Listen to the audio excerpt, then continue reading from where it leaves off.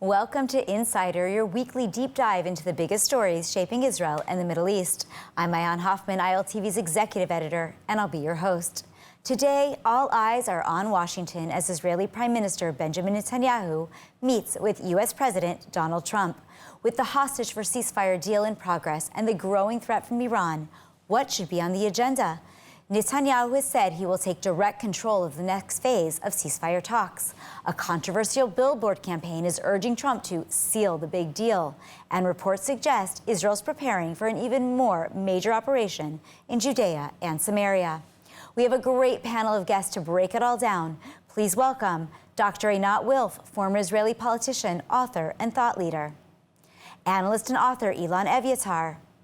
And of course, Jonathan Pollard, an American former intelligence analyst who has become one of the most outspoken voices about the situation in Israel right now. Thank you all so much for being here. So I want to get started. You know, Netanyahu is supposed to meet with Trump this evening in the United States.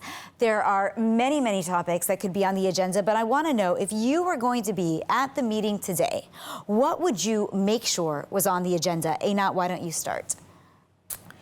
What I would make sure on the agenda, first of all, I would cut my losses. To cut your losses also requires an ability, which currently the Prime Minister doesn't seem to have, to basically accept that the whole operation in Gaza was mismanaged, that he failed, and that he needs to cut his losses, ransom the kidnapped people. It's not a deal, it's extortion, and we're ransoming people who were kidnapped. Get them out. Enough with this like drip, week after week of productions, and then go to the actual war that should have been fought on October 7th, not a war against Hamas, which is merely the executive arm of the Palestinian ideology of no Jewish state, and finally, 15 years too late for Netanyahu, begin the actual war that should have been waged to bring down the Palestinian ideology so that we can finally remove the key obstacle to peace, which has always been the Palestinian ideology of no Jewish state. And is that through Iran? How do you bring down the Palestinian ideology? Iran is merely the most recent in a long list of supporters of what I've come to call Palestinianism. You know, the Nazis, the Pan-Arabists, the Soviets, now the Iranians. You can see Turkey and Qatar already readying themselves to become the new sponsors once the Ayatollah regime will fall. And it will fall because all previous supporters of Palestinianism have always ended in the dustbin of history. Unfortunately, not before causing a lot of damage to the Jewish people. But the issue is not Iran, and I think this has also been the mistake of the Prime Minister. The enemy was always here. The sponsors change, but the enemy is here. And if you're not going to deal directly with the enemy and keep running away to projects that you feel are more appropriate to your station, you're not going to deal with the real threat. Jonathan. As far as my advice to the Prime Minister is concerned, I would have told him not to go. He already has a reputation, well-deserved, for being a doormat, particularly with this particular president. There's a lot of backstory to this involved with his congratulations to President Biden on his election, which, of course, President Trump questioned the legitimacy of. So he's already going in at a disadvantage. I was very unhappy when I heard about Witkoff being appointed the emissary, the Middle East emissary, because the man basically knows nothing about this region. He doesn't know the nuances, he doesn't know the issues. And so you've got somebody who's a fixer coming in to a region of the world that he's completely unaware of. But Jonathan, what is it that Netanyahu can do during this talk when they sit together? Having said that about his limitations, he can try to do something that he's never done, he's never accomplished, and that is to do something decisive, both about the Palestinian issue, about Hamas, about Iran, about the security situation in Yehuda and Shomron, about Turkey, about Egypt. We have a lot of things, strategic problems on the table right now, Palestinianism being one of them. which are not being addressed by him in any meaningful, decisive way. This is the problem Israel faces right now. We have a wounded prime minister, politically wounded, legally wounded prime minister, who failed miserably, not only in the run-up to October 7th, which he has yet to acknowledge any responsibility for, but also the total mismanagement of the campaign since October 7th in Gaza. So I want to move to Ilan for a minute. Tell me what should be on the agenda. We talked about Einat, which he says we want to eradicate Palestinianism. This needs to be the main thing. You have a lot of complaints about the Prime Minister, I hear. I'm sure you also will have complaints about Netanyahu, but really tell me what should be the number one issue that we should be discussing. I'll leave my complaints to the side for the moment, and I couldn't agree more with Einat that it's time to cut losses on the Gaza front and really to bring all the hostages home. We have a moral imperative, a moral debt to them, but I would say, without disagreeing, that we have to deal with the Palestinian issue. We also have to deal with the Iranian issue. That isn't, it's a separate threat as well as being part of a threat in that they finance and use the Palestinians. It's a threat of its own, and Netanyahu has to go to Washington, or has to, with Trump, make some kind of decisive decisions on the Iranian issue. We're at a very sort of crunch point. Well, especially there was a report that just came out today that was saying that Iran is really rushing to get this nuclear weapon, that they're closer than ever before. They have a new plan for how to expedite it. It feels like we've kind of run that tape for a number of years, but this time maybe it's real. So how do you deal with the Iranian issue, though? Because is it attacking the nuclear facility, or is it something else, Ilan? Well, Trump will probably be pushing for some kind of deal on Iran. He said already it would be nice if we can do it without Israel having to attack. So Netanyahu has to present very clear demands that for there to be a strict enforcement of any deal with Iran, that any deal with Iran will have no time limit restrictions, B, that the amount of uranium they can keep there is limited purely to civil use. Okay, but it's not really worked until now. I mean, Einat, do you buy into this, that we can put sanctions on Iran and we'll be able to stop their nuclear weapon? First of all, I think that, again, it's less an issue for Israel and much more for the United States. I do believe that the Iranian regime is not as stable as it used to be. I think it's much closer to, let's say, the Soviet Union mid-'80s, and perhaps not a lot is needed to bring it down. But if it could be done in a Cold War rather than in a hot war, even better. But I think it's less an issue for Israel. And ultimately, we need to understand, like with the Palestinians, with Iran, we don't have people say the conflict with Iran. We don't have a conflict. We're not arguing with them about 3 islands in the ocean. They say death to Israel, not exactly a negotiable demand. So the problem here, as with the Palestinians, is the ideology. So we need to be very clear that ultimately this regime needs to go down. There's a lot of support outside. There are those who are preparing to replace it. And whatever action can be taken to kind of push it over the edge, I would welcome it. A Cold War is better than a hot war, but ultimately I think much more of it is to America rather than onto us. So it's interesting because, go ahead, John. Yeah, as far as Iran is concerned, I am very concerned about their rush for the bomb right now. Because when you have a wounded totalitarian regime that understands that it's lost the support of its people, they're capable of anything at that point. It's kind of like a Götterdämmerung at this point with them. The trick is to defang their nuclear threat, bring down the government, and allow a popular uprising to occur without destroying the country. These are the choices that we have, strategic choices we have on the table. Unfortunately, we don't have the luxury of picking and choosing which one is more important than the other. We have to do everything at once, unfortunately. And in conclusion, as far as the Iranians are concerned, there are technical things that we could do that would basically destroy the mullah's ability to control the population, Give me one example of what that is. Well, I've already been very public about our need to use a nuclear weapon, an electromagnetic pulse weapon.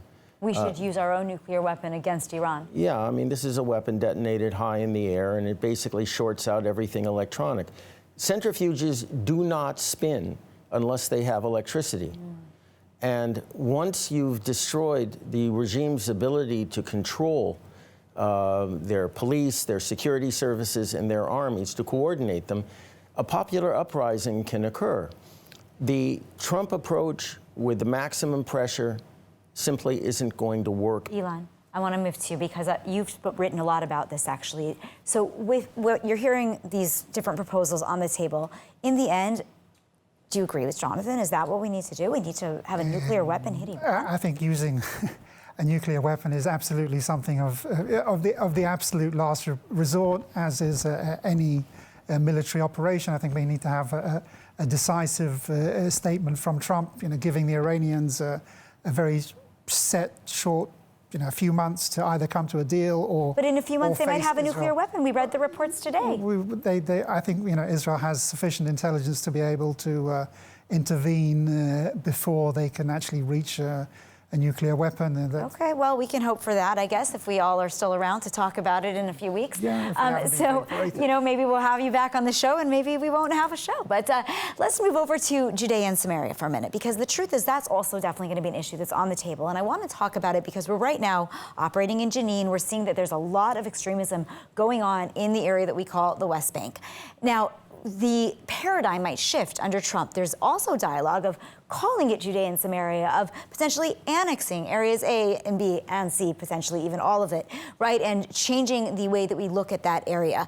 And do you think that that's feasible? Like, is this, you talk about eradicating Palestinian ideology, which is infused throughout the West Bank. How do you annex an area where people are living with this ideology and effectively make it yours? Well, I hope we won't do that part. What's interesting about what President Trump is doing with respect to the conflict is that he's bringing it back to its fundamentals, which I think is really good. I'm sure everyone saw where he showed on his presidential table, this is the Middle East, Israel is the tip of the pen. So simple, reminding everyone that ultimately the foundational conflict is the Arab-Israeli conflict, that Palestinianism is the tip of the spear of the Arab view that there should be no sovereign Jewish state. He's bringing back the idea that Jordan and Egypt have quite a bit of responsibility for the creation of the Palestinian refugee problem, for the creation of Palestinianism as a separate identity from the Jordanian one. And the fact that he's turning the tables and saying, you have a responsibility here, it can't be all on Israel, this actually opens the door for a variety of arrangements. For example, it's a good time to remind people that Jordan stripped the Arabs of the West Bank of their Jordanian citizenship when it decided to break with the West Bank. How about putting that back on the table? The fact that Egypt does have responsibility for Gaza, and it can't be all on Israel. Egypt has a recent responsibility for arming Gaza, playing a very duplicitous game. So you can begin to create a situation, for example, Gaza. Gaza has no objective problems. It sits on a beautiful strip of the Mediterranean Sea on the crossroads of two ancient and modern trade routes. It has everything it needs to be a great hub of trade. The only problem is political, that the people living there insist on using it as a platform to, so-called in their language, liberate Palestine from the river to the sea. What if we reminded, Moshe Dayan used to think about it, what if we reminded people that Jordan could find tremendous value in such an access to the Mediterranean, and then have a train route that could compete with the Suez Canal, reminding people that Gaza is very valuable, so then maybe Egypt would want it to prevent Jordan from getting it, but kind of begin to mix it up a bit. I think that's very valuable. Peace with Saudi Arabia. That's the next step, right? We have Egypt, we have Jordan, we've got these peace agreements, we've got Judea and Samaria. Maybe we are able to make a transition. Now Saudi Arabia is on the table, and it seems like there's going to be some negotiations that will involve us potentially giving up some of the things that we have said a Palestinian state might be on the table, a pathway to a Palestinian state. Do you think that we can have peace with Saudi Arabia, and should we be willing to compromise to get that instead of some of the other things on the table? I've worked with Saudis. I've studied with Saudis my academic life. And they're a lot closer to us than I think the popular notions would have it, of two irreconcilable countries. We're not. We have a lot of things in common, first and foremost of which is the threat from Iran. The Saudis have told me, many of them have told me, if you take the Persian dagger from our throats, all things are on the table. Their attitude towards the Palestinians I couldn't describe here in this company because it's rather dramatic, to put it lightly. As far as Yehuda and Shomron are concerned, I'm a sovereigntist. I mean, I want to have full disclosure on that.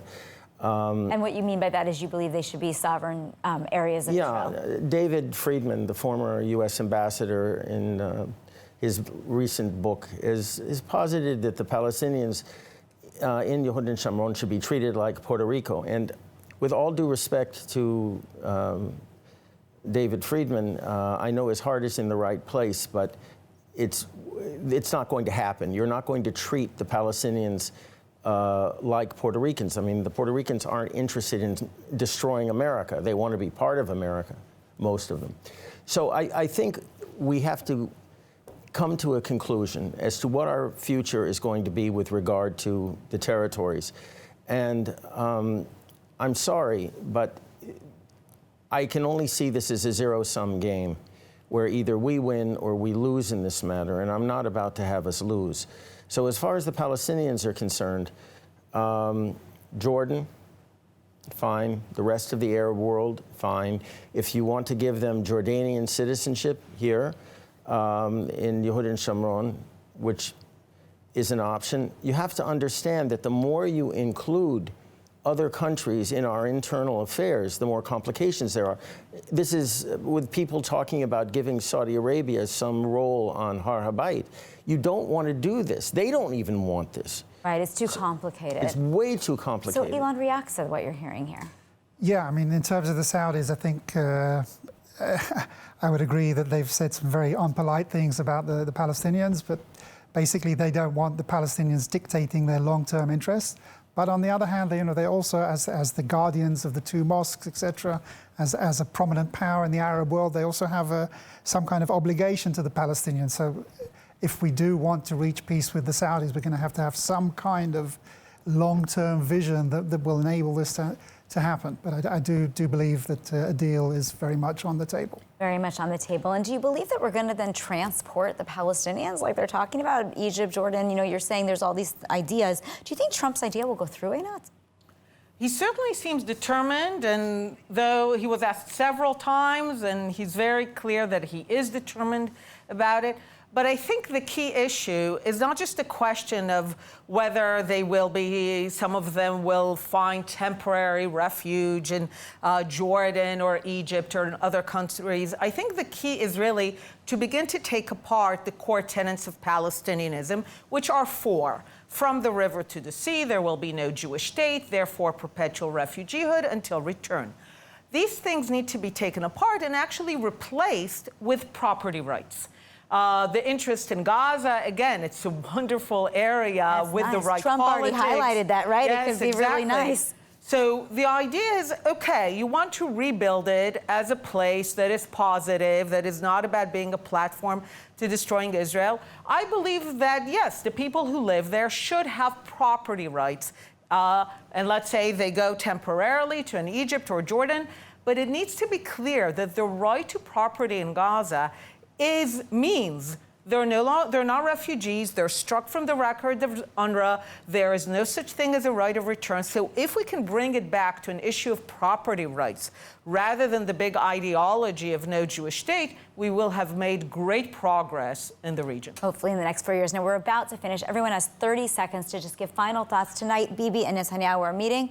Put out a message to the world about what we can hope to receive at the end of this meeting. What will be the message that you want to have come out from the meeting? 30 seconds. We have to remember that hope was the last demon out of Pandora's box. So I don't hope for much out of this meeting apart from Bibi agreeing completely with whatever Trump dictates. I would hope at the least, I hope, if I can use that word, that annexation of Gaza is on the table and that the transfer of the entire Arab population to other points is accepted as an essential principle of the day after. Okay, I have to stop you there. 30 seconds. Okay, Ilan, 30 seconds. I do believe in hope, and I hope we'll get we'll see more hostages come home, that we'll have some kind of definitive end to the Iranian nuclear program, be it an Israeli strike or be it an agreement, and that we expand peace to Saudi Arabia. And your last, and I need to ask you 15 seconds, because they're telling me, finish up the show.